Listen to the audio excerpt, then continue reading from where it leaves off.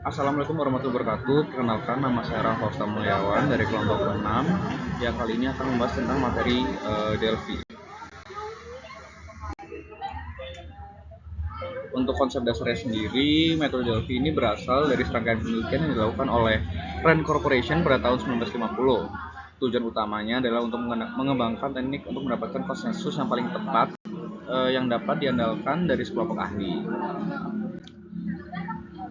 Berikut merupakan beberapa step dari metode Delphi. Yang pertama itu adalah penyiapan KNRW, di mana di dalamnya itu untuk mengidentifikasikan disiplin ilmu atau keahlian yang relevan, akademis, praktisi, pejabat pemerintah, dan pejabat LSM. Mengidentifikasi organisasi yang relevan, mengidentifikasi literatur akademis dan praktis yang relevan. Step 2, mengisi KNRW dengan nama. Tuliskan nama-nama individu dalam disiplin ilmu atau keahlian yang relevan, dalam organisasi yang relevan, dari literatur akademis yang praktis dan praktisi. Step ketiga, menominasikan ahli tambahan, di mana isinya kita menghubungi pakar yang terdaftar di KRNW, lalu meminta kontak untuk menominasikan pakar lain. Step 4, peringkatan pakar, di mana isinya buat 4 subdaftar, 1 setiap disiplin ilmu, lalu kategorikan para ahli sesuai dengan daftar yang sesuai, lalu beri peringkat para ahli dalam setiap daftar berdasarkan kualifikasi mereka. Step 5 itu mengundang para ahli, di mana kita harus mengundang untuk setiap panel dengan panel yang sesuai dengan masing-masing disiplin ilmu. Undanglah para ahli sesuai dengan keterampilan mereka dalam subdisiplin mereka. Ukuran target adalah 10 sampai 18. Lalu berhenti mengundang pakar ketika setiap ukuran panel mencapai. Ini stepsnya. Yang kedua yaitu pengumpulan dan analisis data, lalu ada tahapan administrasi pertama yaitu brainstorming, lalu ada tahap kedua mempersiapkan faktor, lalu ada tahap ketiga menentukan peringkat faktor-faktor yang relevan. Ini untuk ilustrasi perhitungannya. Bisa dibaca untuk contoh kasusnya, yaitu saat pandemi COVID-19 telah membawa perubahan besar dalam dunia pendidikan, termasuk Universitas Katolik Dharma Cendika. Pembelajaran yang sebelumnya dilakukan secara tatap muka harus beralih ke sistem daring, menuntut adaptasi cepat dari dosen dan mahasiswa. Namun, implementasi pembelajaran daring diharapkan pada berbagai tantangan seperti keterbatasan infrastruktur, kurangnya keterampilan dosen, dan mengembangkan bahan ajar digital serta efektivitas penggunaan learning management system. Jadi dari kasus tersebut ada beberapa rekomendasi strategi pengembangan pembelajaran daring. Ada 10 rekomendasi yang sudah tertera di depan. Lalu untuk pertama kita akan mengeluarkan kuesioner. Di tahap pertama, kuesioner itu melakukan identifikasi masalah. Lalu memilih responden yang memiliki pengalaman melaksanakan pembelajaran daring secara baik.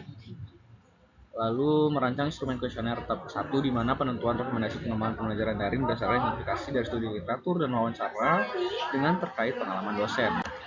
Untuk kuesioner tahap keduanya, kita merancang instrumen kuesioner tahap kedua dari 10 usulan yang direkomendasikan yang telah terpilih berdasarkan konsensus dari responden yang harus divalidasi oleh responden. Kuesioner dirancang untuk diberikan penilaian persetujuan atas rekomendasi yang diusulkan dengan menggunakan metode checklist. Lalu setelah dilakukan pengisian kuesioner, dilakukan perhitungan statistik mean, standar deviasi, dan interquartile range. Yang tahap ketiganya ini karena pada penarikan opini putaran pertama belum menghasilkan prioritas kriteria potensial, maka dilakukan penarikan opini putaran, melakukan penyebaran dan analisa kuesioner tahap ketiga. Analisa kuesioner tahap ketiga menganalisis hasil kuesioner untuk menentukan rekomendasi yang menjadi penentu dalam prioritas strategi. Lalu di situ juga untuk melakukan ranking. Ini kita masuk ke sistematisnya. Dari 10 rekomendasi kita berikan kode S1 sampai S10.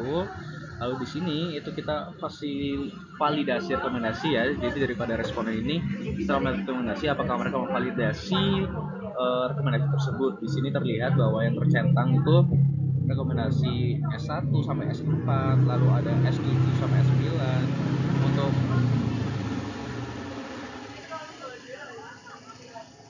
Untuk S5, S6, dan S10 terdapat centang-centang yang kosong, di mana berarti sebagai contoh responden 3 di rekomendasi S5 itu dia tidak setuju dengan rekomendasi tersebut, seperti itu.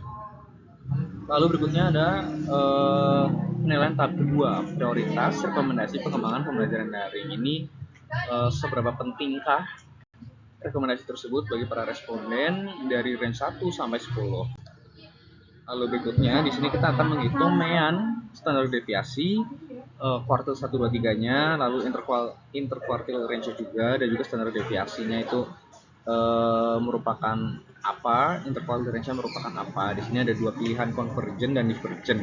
Dimana kalau convergent itu diterima, divergent tidak diterima. Lalu untuk standar deviasi dan interval range itu semakin tinggi nilainya, berarti bahwa jawaban-jawaban atau pendapat para ahli itu seragam atau serupa.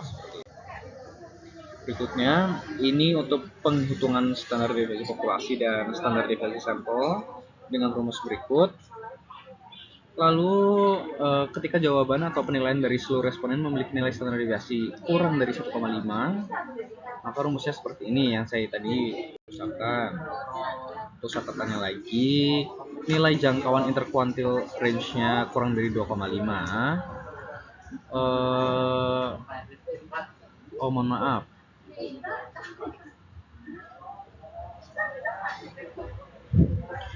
Perhitungan interval range-nya adalah Q3 dikurangi Q1, di mana Q3 adalah kuartil atas dan Q1 adalah kuartil bawah. Nah, ini merupakan rumus dari kuartil atas tersebut seperti ini. Lalu untuk menyatakan konvergensi atau konsensus terdapat seluruh kriteria adalah ketika standar deviasinya lebih kecil dari 1,5 dan nilai interval kuartil range-nya kurang dari 2,5. Jadi pendapat itu bisa convergent atau konsensus itu bila standar deviasi dan interval kuartil range-nya bernilai tersebut. Ini hasilnya perhitungan statistik penilaian tahap 3 pembelajaran daring. Ini tahap 3 prioritasnya, ini apakah setuju dengan pendapat yang tadi, apakah dengan convergent dan lain-lainnya. Lalu kita melakukan ranking berdasarkan mean yang sudah didapatkan. Untuk pemecahan masalah penggunaan software seperti ini, pertama kita input library-nya, penggunaan library, penginputan data, memasukkan rumus-rumus, lalu pemanggilan data dimasukkan ke rumus, dan juga di print sesuai dengan keinginan apa yang ingin ditunjukkan. Di sini untuk penentuan ranking juga, data-data yang tadi sudah kita dapatkan pada hasil kuesioner tahap ketiga dimasukkan di sini, dan nanti akhirnya akan ada urutan ranking dari 1 sampai 10, nilai meannya, dan juga rekomendasi mana sih yang rankingnya tertinggi seperti itu. Sekian dari saya, terima kasih. Wassalamualaikum warahmatullahi wabarakatuh.